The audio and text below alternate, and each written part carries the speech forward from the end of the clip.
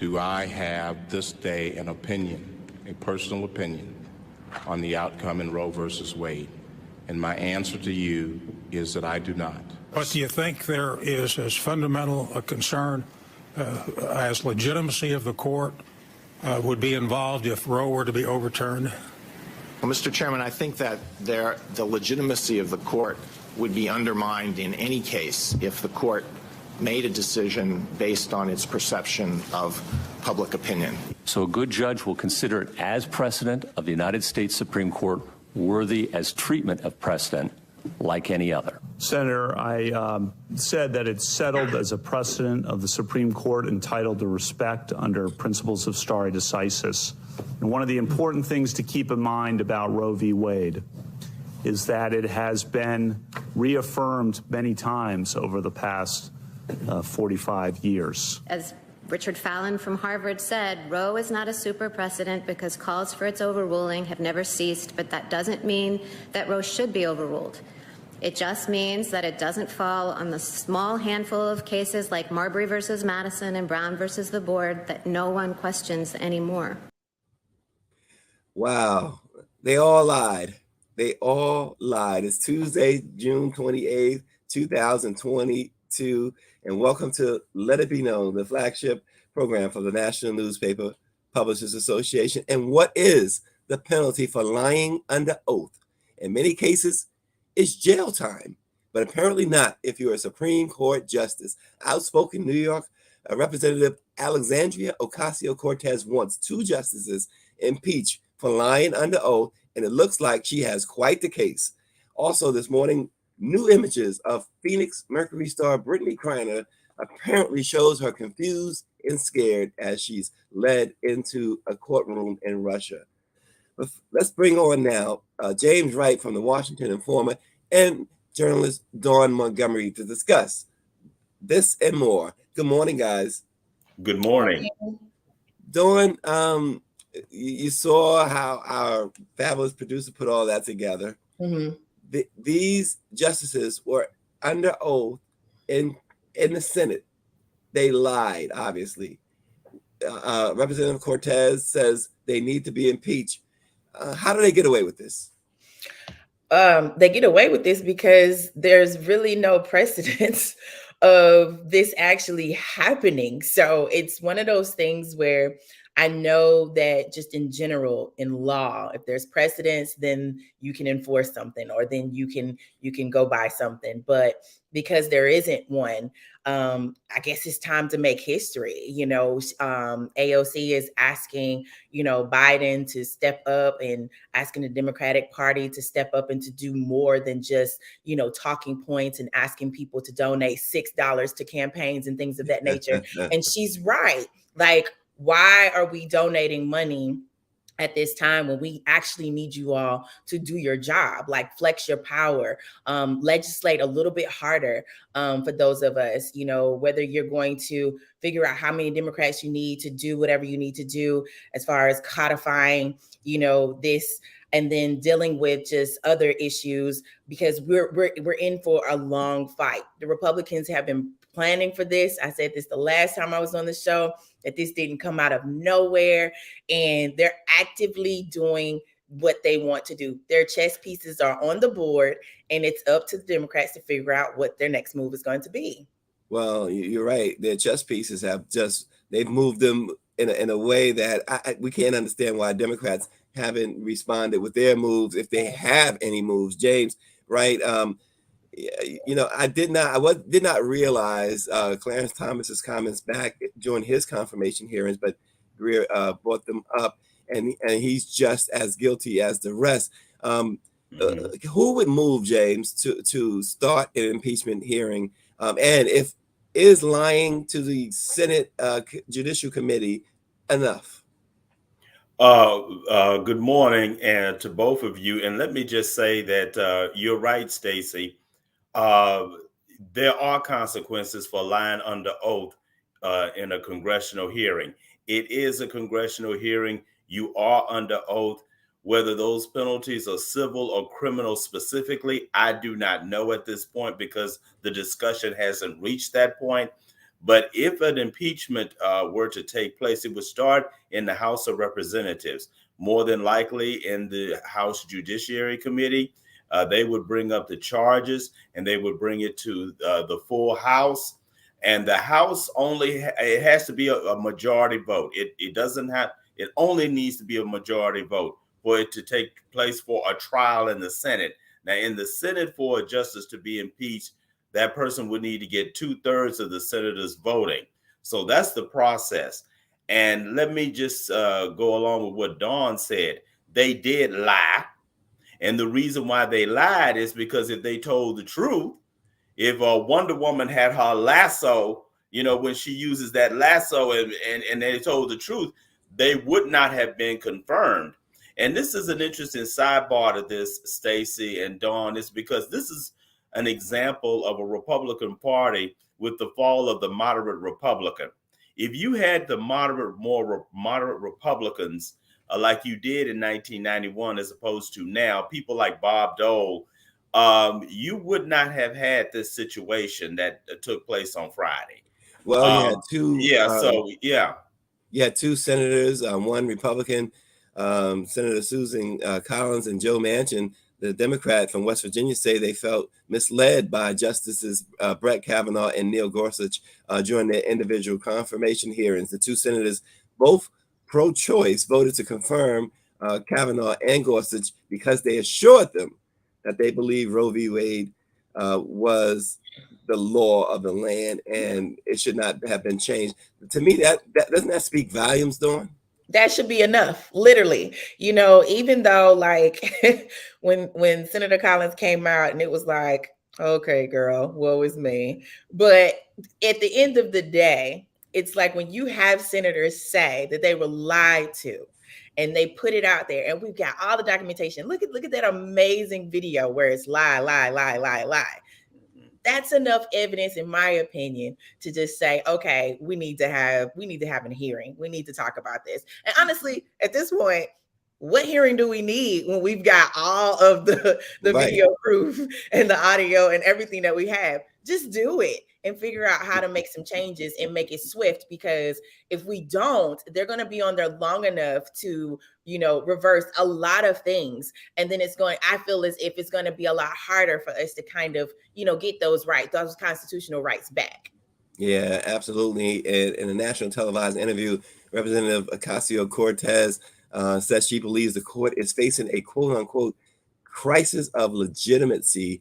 And justice must face consequences if they lie under oath. She says, if we allow Supreme Court nominees to lie under oath and secure lifetime appointments to the highest court of the land and then issue without basis these decisions, we must see that through. There must be consequences for such a deeply destabilizing action and a hostile takeover of our democratic institutions.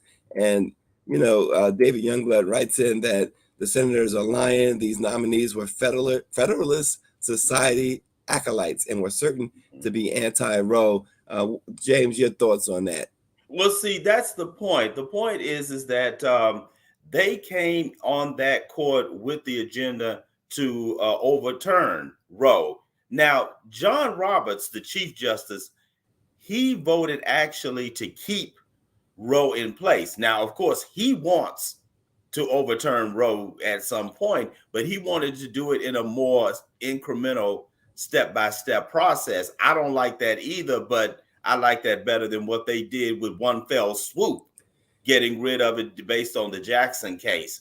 So this is the problem. You don't have moderates on that court. You just have extreme conservatives on that court. And this is not going to be good for jurisprudence. This is not going to be good for stare decisis. This is not going to be good for the rule of law. And we're going to pay for that type of judging. Well, you mentioned Justice Roberts. Dawn, hasn't this really solidifies his run as Chief Justice as a disaster, doesn't it? Yeah. And just in general, if you really are paying attention to how they're doing this, I mean, James is right. they're literally just going there. They're not even waiting. They're not even taking their time. They're not even going through a couple of cases. It's so immediate. And just, if you just look at what the state of America right now, like, we are literally every time we turn around, it's something. We don't even have time to breathe or time to process what's happening. So, just looking at his leadership or what have you, and what he's doing on that court, it's almost like, sir, you had to know that this was going to happen. And in my opinion, I feel like he should have been more of a leader to say, hey, not right now. Let's figure out something else, but not right now. Let's not do that. And honestly, it's at a point to where they probably got one or two more times to overturn something, and America is going to start burning real soon. Wow. Well, here's something else that Uncle Thomas, Clarence Thomas, as they call him, Uncle Thomas, has made a point yesterday of opening up these can of worms. He says that he wants to go after the New York Times versus Sullivan case. That is the absence of malice with the press. He wants the entities, entertainers, and others to be able to sue the media. James, Clarence Thomas is coming for us. Well, what is his problem? Does he have a problem with freedom of the press? I think he does, because the New York, and Stacey, you both, you and Dawn know this, the New York Times did a very solid piece on him and his radical philosophy a few days ago. And I guess he's mad at that. So, well, we're going to go after you now. Oh, no, that's not how it's supposed to work. We have an amendment that guarantees freedom of the press. It is not unlimited, but it is very, very, very, very strong. And we've got to make Justice Thomas understand that he's got to stop with this crazy agenda. Well, Dawn, you think about as James said, the freedom of the press, and this is something that we saw under the former administration, right? The attack on the press, and apparently Justice Thomas wants to carry that out. And all this is again, we've said it, at the beginning of this, an agenda. It's, you see the reaction to what you are doing to our constitutional rights and these amendments. And we know what your plans are. Sir, you already outlined what the next few things you guys are going to actually tackle before you even said anything about the press. So the fact is that you have the power to do it now because you're still sitting on this bench and you're capable of doing this until you pass away. The man who was in power before in administration, I'll never say his name, but the man who was in office before, he's unable to do that. So, sir, you are a puppet. You have been there. You've been there, and you were waiting on this moment. And at this point, it's like, why come after us for doing our jobs? We have to fact check. We have to research. Yes. We have to make sure that the public knows what's going on, especially with the Black press. It's so important that the Black press is able to do the things that they're capable of doing, as well as, like, for instance, like with the Atlanta Voice. The Atlanta Voice did a lot of coverage with the past president. And they have actually been working with the Georgia GOP. And it's important that we show both sides. But here's what we're not going to do. We're not going to sit up here and act like you're not doing what you're doing and it's intentional. We're not going to sit up here and act like you don't have an agenda. We're not going to sit up here and act like, you're playing games with people's lives now. Yeah. And at the end of the day, we're going to get the word out, but don't come for us, because I just feel as if, you come for the press in this day and age. I don't feel like that's going to go well for him. Well, David Youngblood says he doesn't want the Genie reports to keep coming, and that there's been a lot there. And here's the thing with that, as you alluded to, Dawn, all of this is legitimate. Mm-hmm. It's not anything contrived or made up in any way, shape, or form. Genie is who Genie is, and she's done what she's done. I mean, we see it in the January 6th hearings, which is another thing. Merrick Garland, the Attorney General, talked about this ruling on Roe v. Wade. And yet you would think that the Attorney General might have more of a little bit more power than what he's shown in both cases, because with the January 6th Commission, they've laid out something easily, it appears easily to prosecute. Yes. Yeah. And you would think that he would do that. Now, there are those who are saying that, well, he's waiting for the committee to finish its work, the January 6th committee, as it has become But known. James, isn't that his work? Yes, it is his work, Or and supposed to be. he's being deferential to them. Now, I'm not so sure that's the best strategy. That he needs to do his job and go after these people who try to destroy our capital and ultimately our democracy. But that's not how he thinks, Stacey.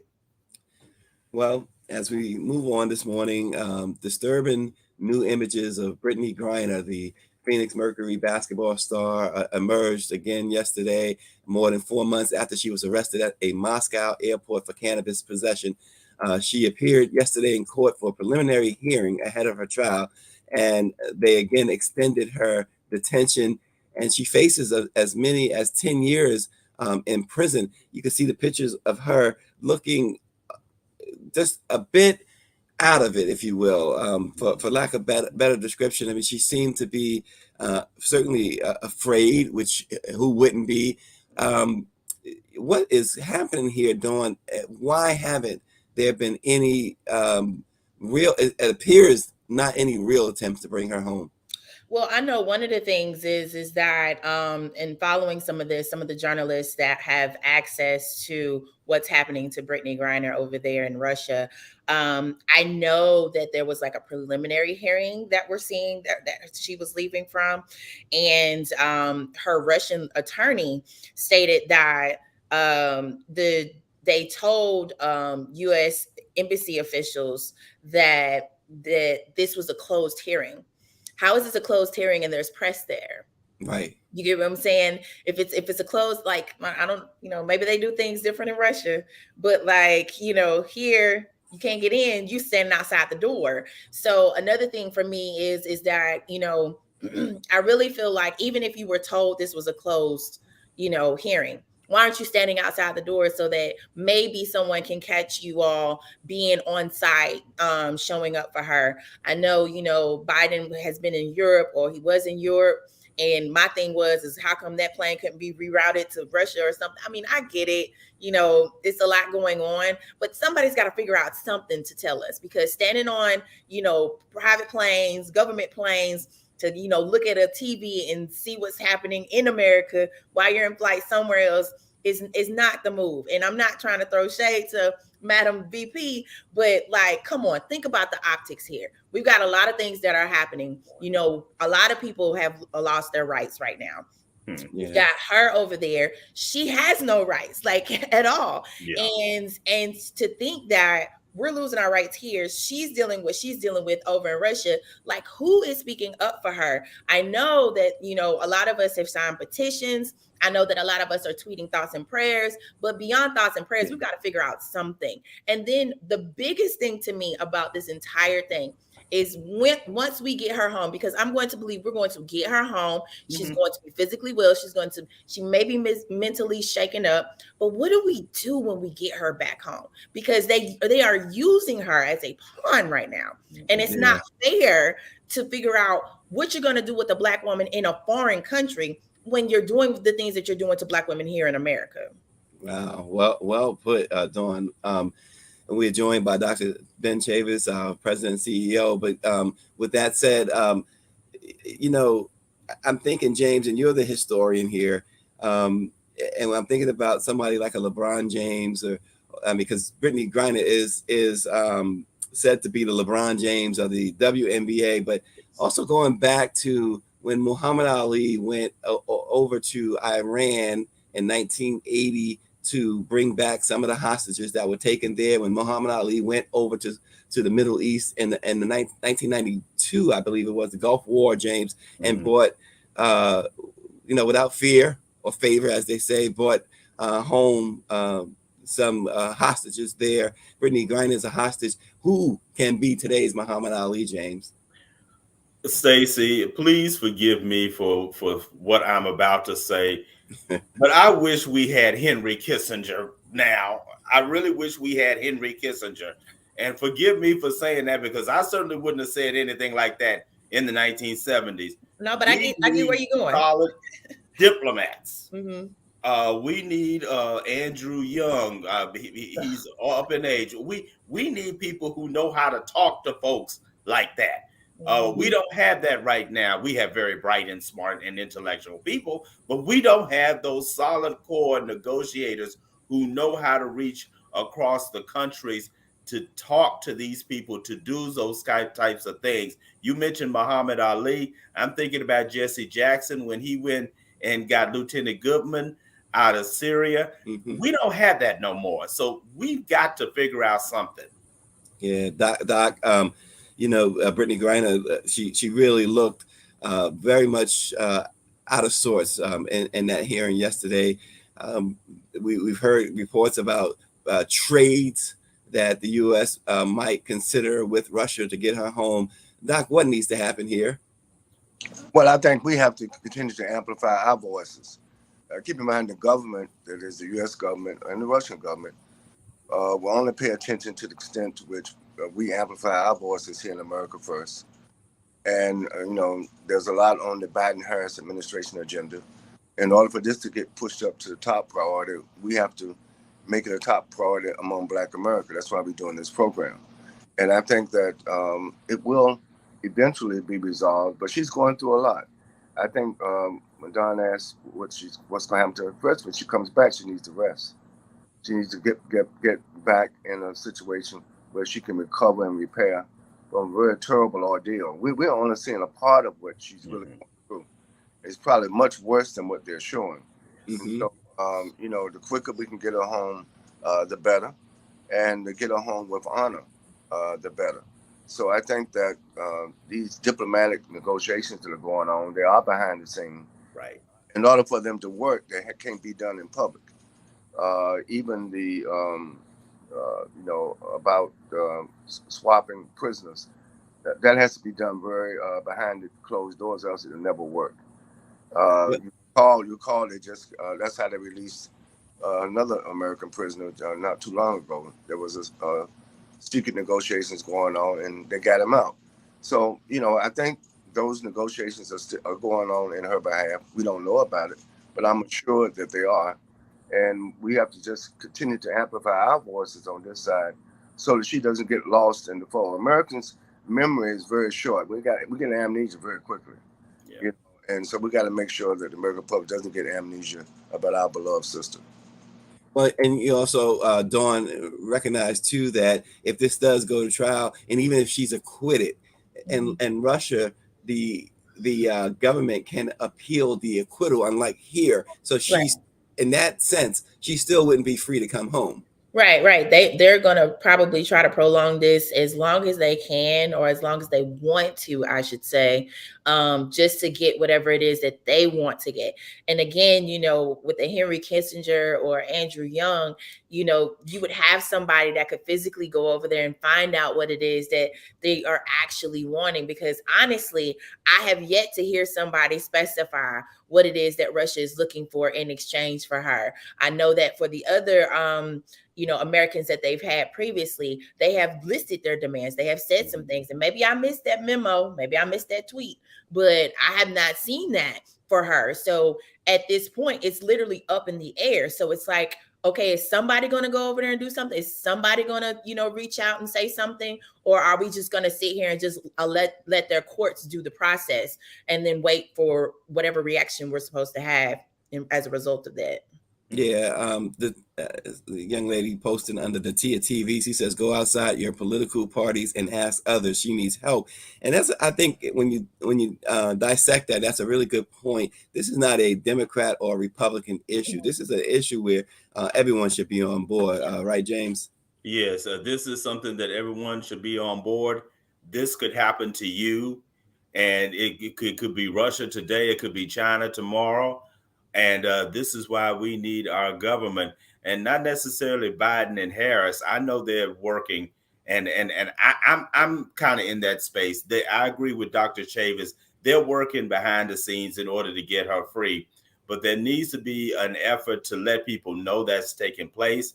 And we need the Congressional Black Caucus to stay on this in order to make sure that she comes home. Well, Doc, Paris Brown of the Baltimore Times writes in something I think is also interesting. She says, how valuable is a Black citizen to the U.S.? Are they trying to figure that out? Well, again, I think these are the questions that need to be asked. And I think James is right. We need to continue to pose these questions to the Congressional Black Caucus, but also directly to the White House, to the office of the Vice President, and to the office of the President. The more that they hear in all of these places, our voices, the more acceleration of the pace can be put as a priority on. Keep in mind, right now, there's a war going on where people are getting killed every day. Yeah. Excuse me. Find weapons that are killing Russians, and Russians are killing Ukrainians with their weapons. Mm-hmm. Not a lightweight situation, and it has the potential to become a nuclear war between two nuclear powers. And then if that happens, we won't be able to have a discussion about the future, because a nuclear war at this point in Europe, in America, or anywhere on the continent is a nuclear war everywhere. Everybody will be harmed. Yeah. And that's I'm sorry. So we have to be on point. I think we have to continue to raise our voices, Stacey, until our sister is brought home. Yeah, Dawn Montgomery, with everything that's been said, everything that's going on, where are things headed? Listen, I don't know. I'm not even gonna sit up here and anybody that thinks that they know, just give it a few hours and watch something else happen. One of the biggest things that I've said earlier on this show is that it's important for the Black press right now to really not only just use our voices and write, but we've got to use more video. We got to use more opportunities to get in front of the camera to really kind of express how we feel about what's happening either here or even in Russia right now with Brittney Griner. One of the biggest things that stands out to me in her situation is that the outcry that would have came if she was a white woman and she were straight. Those two dynamics, right? Those two things alone is like where if it were a white woman in that situation and she were straight, how would America would have reacted to that? How would the press overall would have reacted to that? So I feel like a lot of, Dr. Chavis is right. We need to pose these questions to our government. We need to pose these questions across just media, across the spectrum is what I'm trying to say. But most importantly, we need to challenge the league. We need to challenge the WNBA. We need to challenge the NBA, because a lot of what they need to see is us actually caring about this person being over there. Mm-hmm. So as of right now, I just think that a lot of us are just trying to figure out how to survive in these times. And it's very difficult when we're in a recession. We're still dealing with a pandemic, as Dr. Chavis brought up. Don't forget, there's a war happening. Like, there's all of these things that are happening, and then honestly, there's a war against us, like our bodies, like things of that nature. So in general, it's a whole lot of confusion. And at this point, if everyone could come together with the same agenda, whatever that looks like, whatever it may be, I feel like we all can move united in one direction. Well, Dawn Montgomery just dropped the mic on us. Doc, I'll leave with this. David Youngblood says, we are in 1870 again, and the South is rising again. I'll let you comment and close us out. Hashtag 10 million more Black voters. Hashtag 10 million more Black voters. David is right. The South is rising. But so is the Midwest, and so is the North, and so is the West. And we got to rise to this occasion. We have a vote. That's why they're trying to suppress our vote. 2022 is the year for Black Americans to respond. One way to respond to the war that's on us is to have a massive voter turnout. We need to vote these people out of office who are establishing policies at the congressional level, at the state level, at the regional level, at the municipal level. We need to vote those people out of office. We have the power, but so far we've been kind of not exercising or not maximizing our true power. That's why I'm glad that the NMPA and the Transformative Justice Coalition has announced national GOTV mobilization, get 10 million more Black voters to the polls this year. Hashtag 10 million more Black voters. And you can read about that major announcement at www.blackpressusa.com. The Transformative Justice Coalition has joined with the NMPA for, as Dr. Chavez aptly noted, this push for 10 million more Black voters.